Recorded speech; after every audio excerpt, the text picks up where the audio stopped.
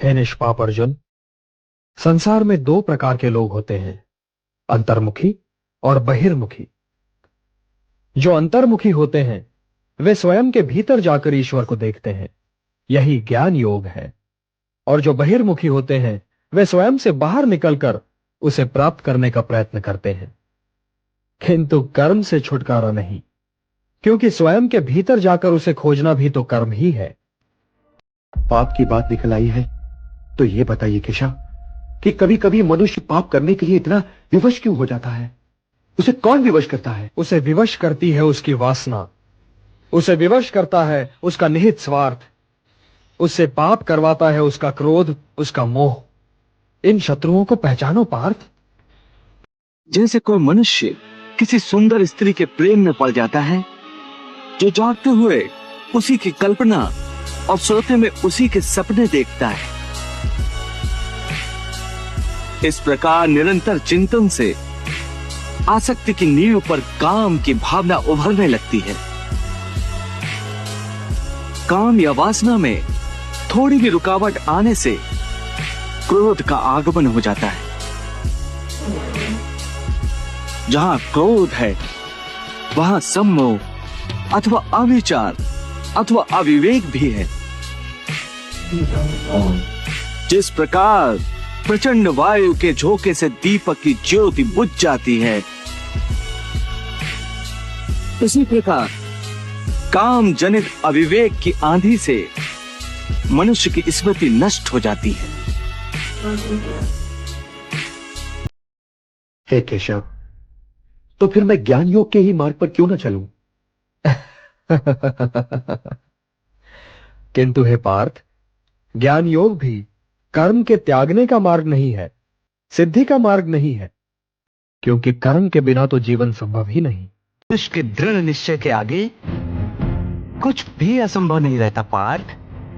जब भी कोई जीव दृढ़ संकल्प होकर एक दृढ़ विश्वास के साथ किसी भी काम का बीड़ा उठाता है, तो दैवी शक्तियों को उसकी सहायता के लिए स्वयं ही आना पड़ता है। यही कर्म का दैवी विधान है अर्जुन।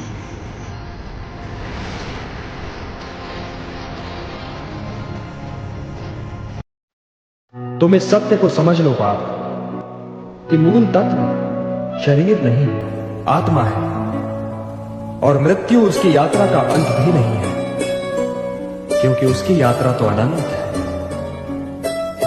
मृत्यु तो केवल एक पड़ाव है पार्थ, केवल एक पड़ाव। सांस का अंत पवन का अंत नहीं है। यूं समझो पार्थ कि प्राणी तो पहले बालक होता है, फिर वो बालक युवा हो जाता है, फिर वो युवा वृद्ध और फिर मृत्यु। किंतु ये यात्रा तो शरीर की है। आत्मा तो इससे भी आगे जाता है। वो एक शरीर को त्याग कर कोई और शरीर धारण कर लेता है। इसलिए जो यात्रा मृत्यु पर समाप्त हो जाए वो तो केवल शरीर की यात्रा है पार्थ, केवल शरीर की यात्रा है। तो फिर तुम ये किस भ्रम में पड़ रहे हो पार्थ कि वर्तमान जीवन ही संपूर्ण जीवन है? वर्तमान जीवन संपूर्ण जीवन नहीं है पार्थ। हम थे भी, हम हैं भी और हम होंगे भी। अब रहे ये सुख दुख तो इनका क्या है?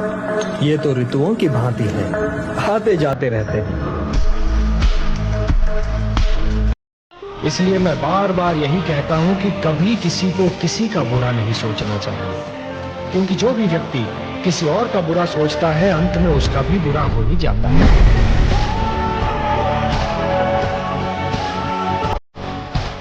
तुम्हारे पास तो केवल यही विकल्प है कि तुम क्या करो या क्या न करो, परंतु परिणाम तुम्हारे वश में नहीं है पार्थ। कर्म फल तुम्हारे वश में नहीं है।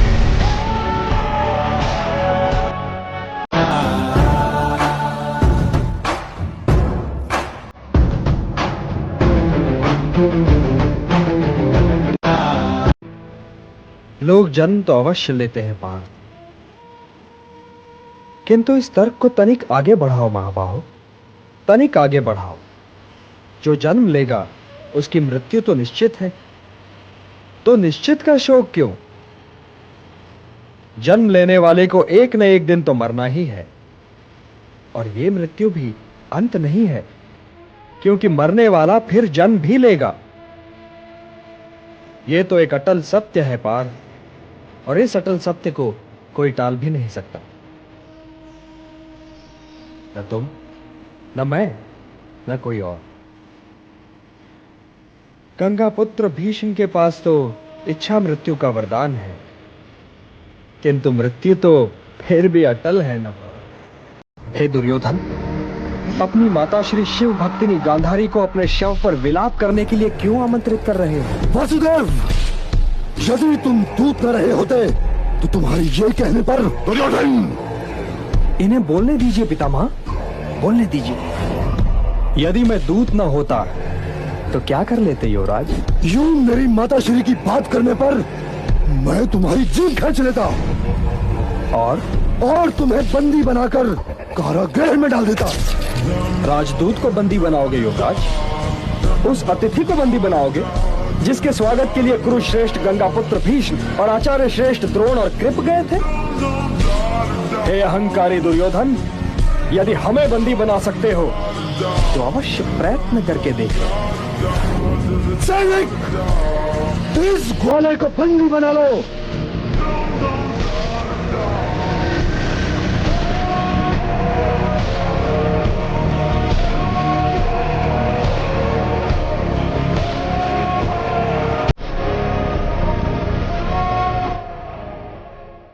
आप क्यों उठ गए? अमृत बेला हो रही है ना।